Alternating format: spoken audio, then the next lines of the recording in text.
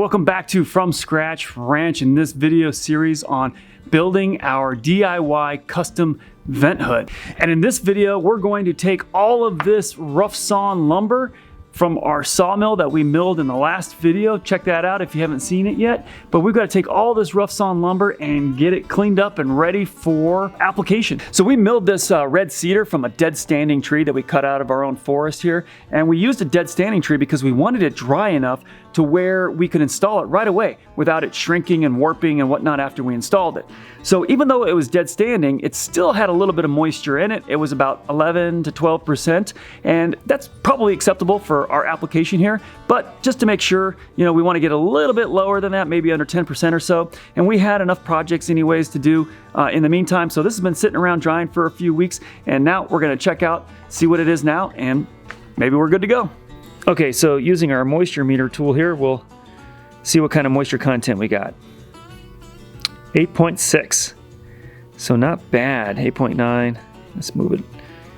8.6, 8.8, 8.1, pretty good. Let's go down a couple boards. So we got here, 8.5, yeah. I think we're good. I think we're good enough to go. So we are ready now to start jointing and planing all of this wood. But these are 13-foot planks. I'm not going to be running 13-foot planks through a jointer and a planer. Now maybe it could be done, but I'm not going to do it. It's going to be much easier to cut these to length, then run them through the jointer and planer.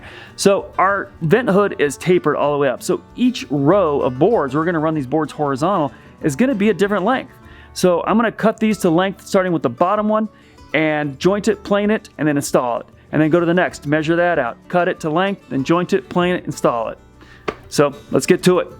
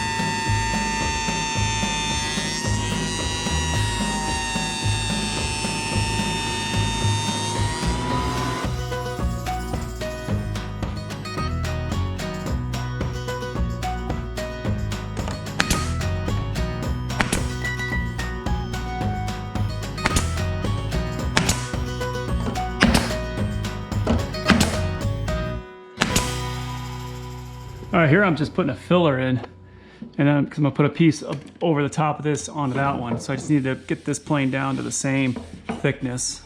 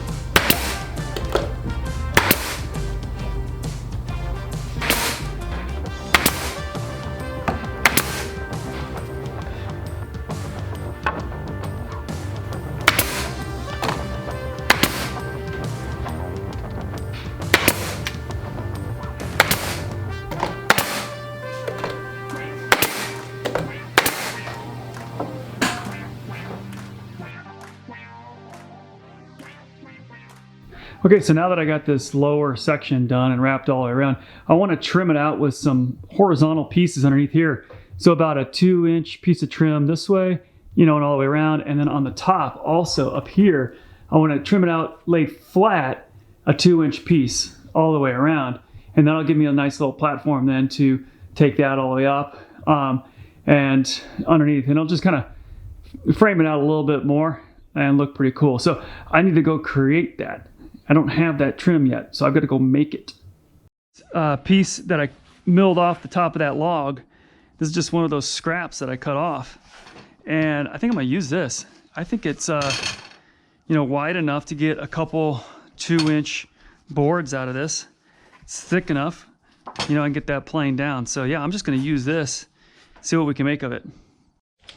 At least for the front, I need about 36 inches or so, just somewhere around there. It'll give me enough room to play with. So I can get two 2-inch 36 boards out of that.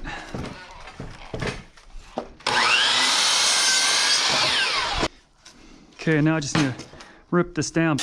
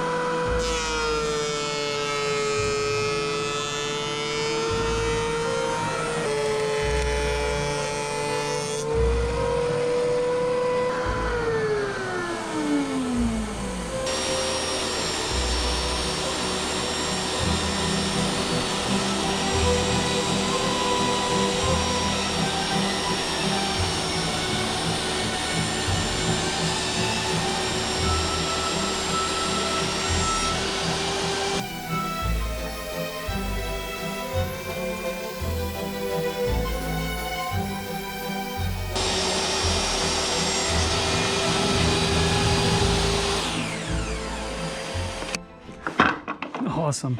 I was able to get 3 2-inch by almost 36-inch pieces out of that scrap. That looks great, and that wasn't too much to do either. I love it.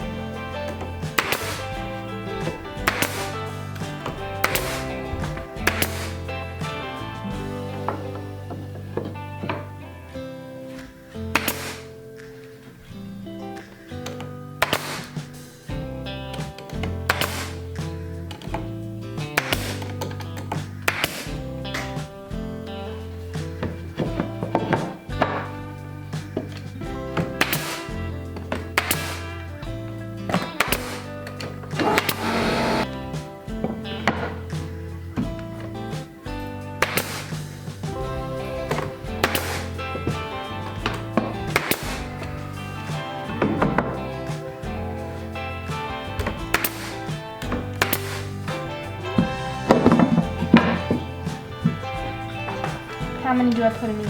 2. 2.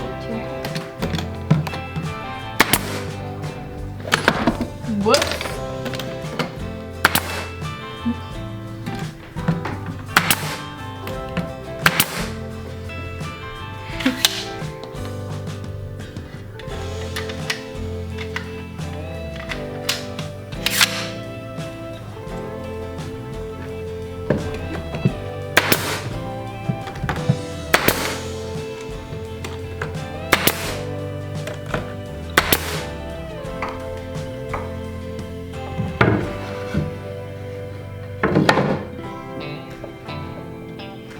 Look good? Yeah.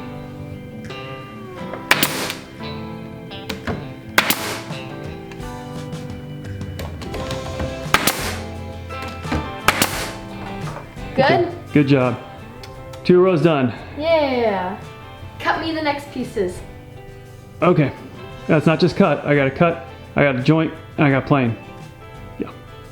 And So then cut to size. get moving. It'll be a few minutes.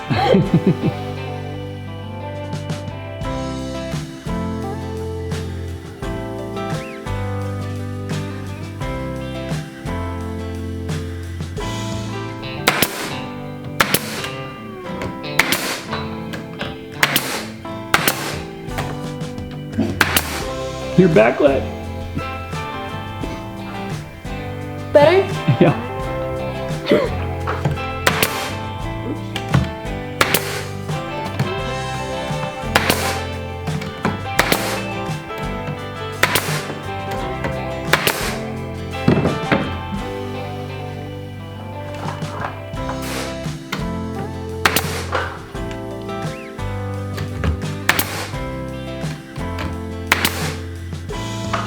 Boom.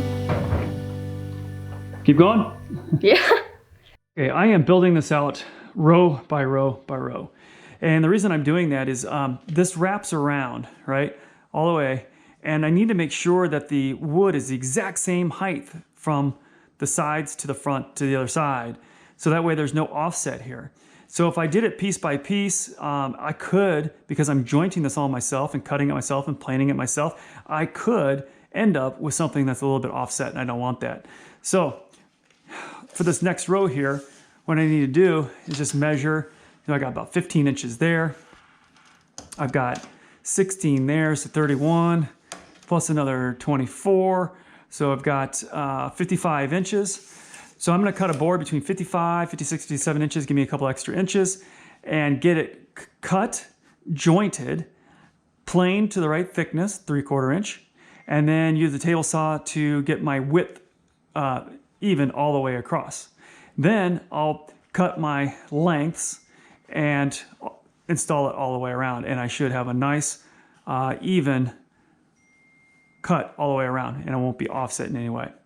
So this is my setup. We got the sawmill here and all of that planking that we milled from that cedar tree. I've got my table saw. I've got my jointer and dust collection, so the vacuum and the hose, and I got to move that hose from tool to tool. But here's the jointer there, and then the planer, the thickness planer, and then finally I've got the chop saw, so cutting all the miter cuts on the corners and whatnot in the different angles. So basically I use every single one of these tools for every single row. And the first step here is just getting a piece of wood.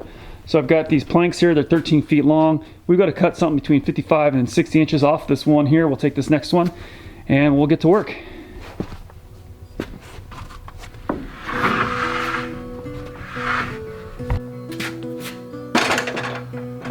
All right, well, we got a taper on this end, a pretty bad taper. So yeah, that's down to 5 inches where the boards are almost 6 inches all the way down. So the first thing I want to do is just make sure I cut this taper off.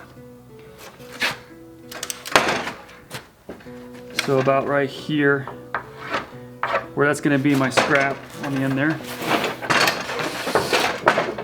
Now none of this wood is square because it's just straight off the mill. So that's the other thing that we got to do is work on getting this all squared up.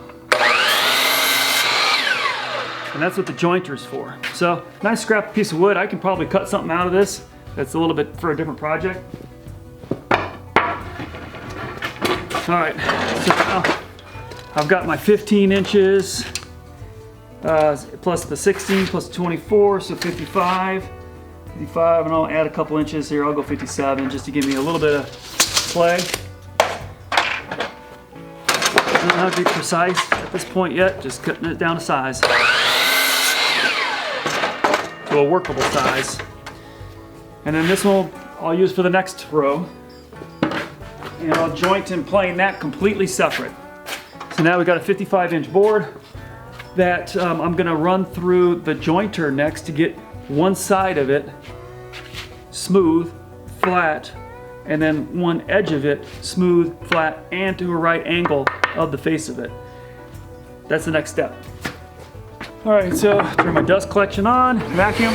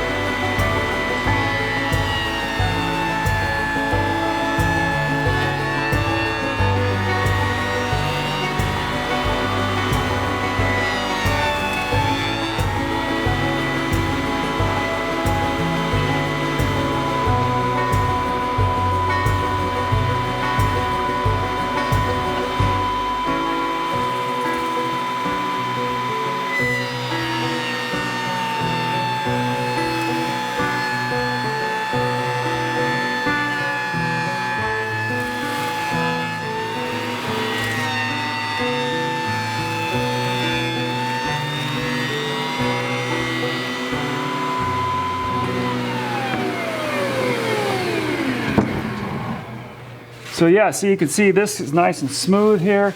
I'm flat. This end, I got a little bit more work to do. It's a little rough. And this is my process. I'm not a professional woodworker here. This is just what I've kind of learned to do as I've gotten these tools, and it's the best I can do right now. I don't know if there's better ways to do it or not, but this is just how I'm doing it. So I'm just gonna finish this up to get this roof part off here. And then once that's done, then I'm gonna go to the other edge.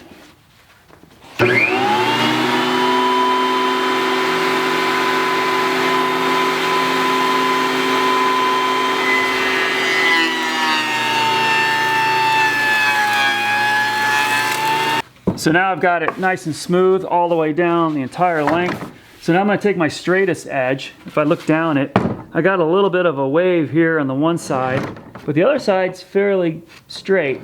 So I'm going to take my straighter edge of it and run it down on end along the jointer to get that now flat, and then also square to this face of the board. So I need two faces, square and flat.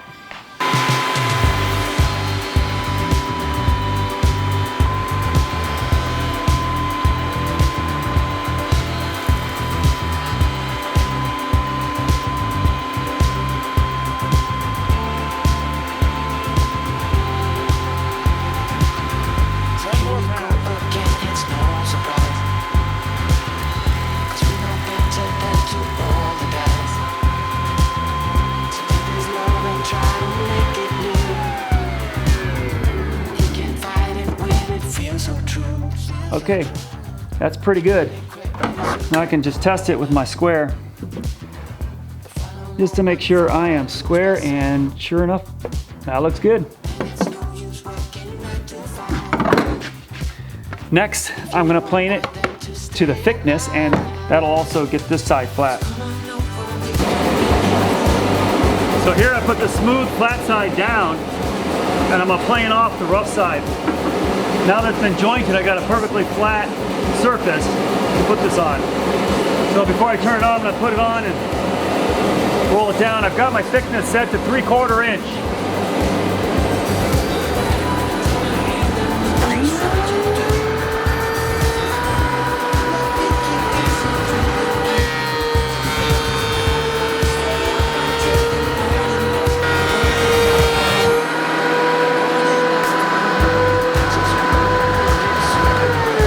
Okay, that's 3/4 inch. I got two sides flat planed, one edge planed. Now I need to cut the thickness of this because this is a little wavy on the one side, and I'm gonna go to the table saw to do that. Okay, now that I've got this board jointed and planed to the right thickness, now I need to get it cut with the table saw. We're over here at the table saw.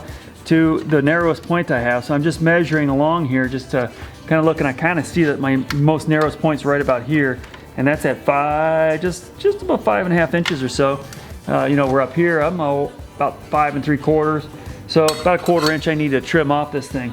So I'm gonna just set my table saw to 5.5, and we'll just trim this off.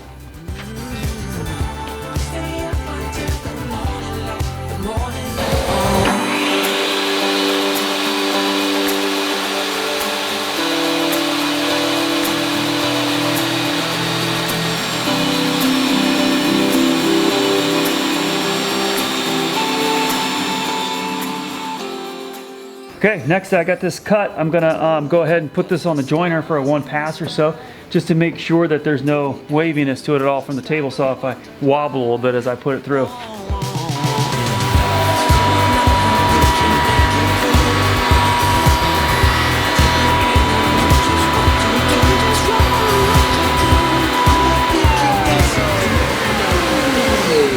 All right, we should be good to go. Now I'm gonna go cut these to a 15, a 16, and a 24, and we'll get the angles cut and put them up. Now these are just rough cuts because I'm going to go up there and make sure my angle and everything, I'm going to kind of trace it just to make sure it's exactly what I need. My 15.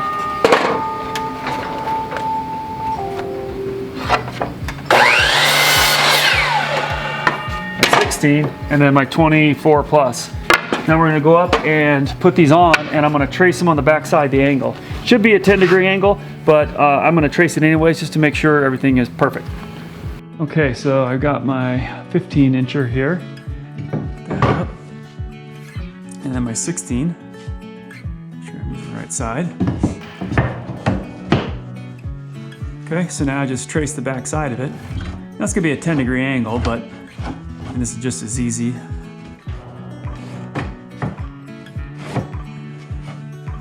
Okay, so I'm gonna cut these, put them back up, and then the front one I'll put on and trace the back side of that after these are already up. So we'll go cut these now. Okay, so we just adjust our saw to the 10-degree, and it should be really close to that, and it is.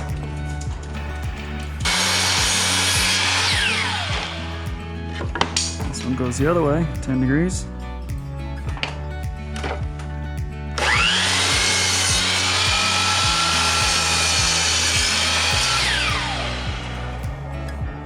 Okay, we'll nail it up.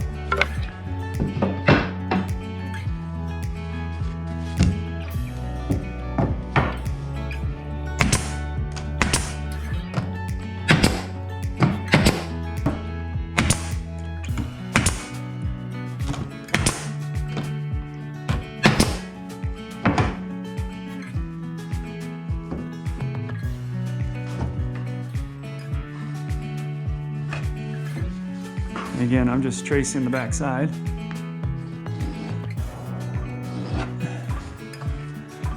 Got our 2 angles, and we'll go cut that.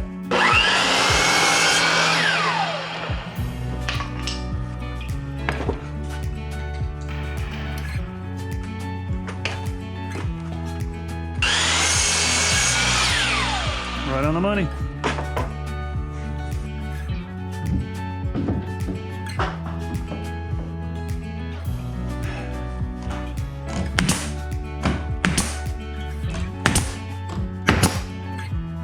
Another row done, a couple more, and we've got it complete.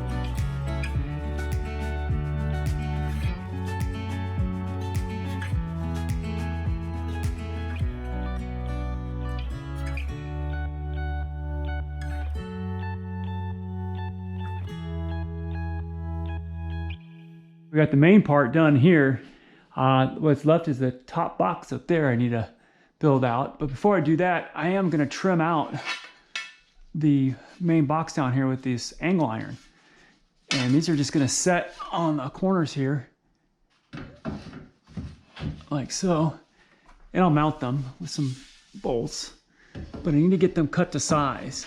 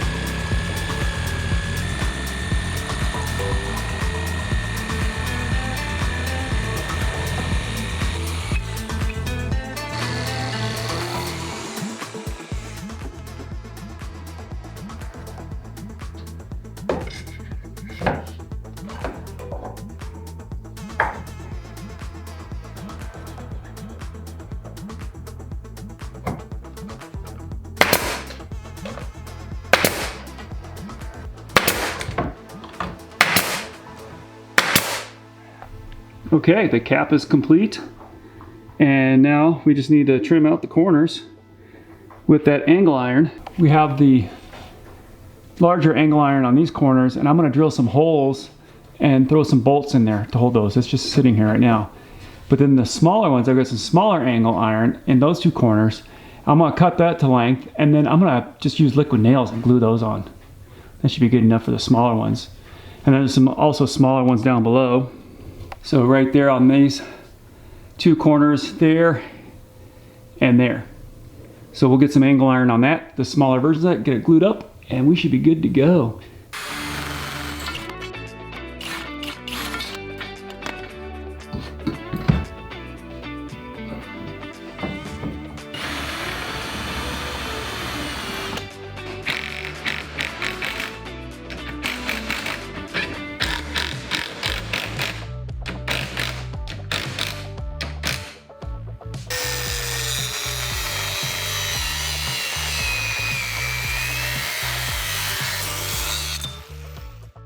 So for these tiny pieces that I'm putting on these small corners here, I'm just gonna use some liquid nails. That should just do the trick.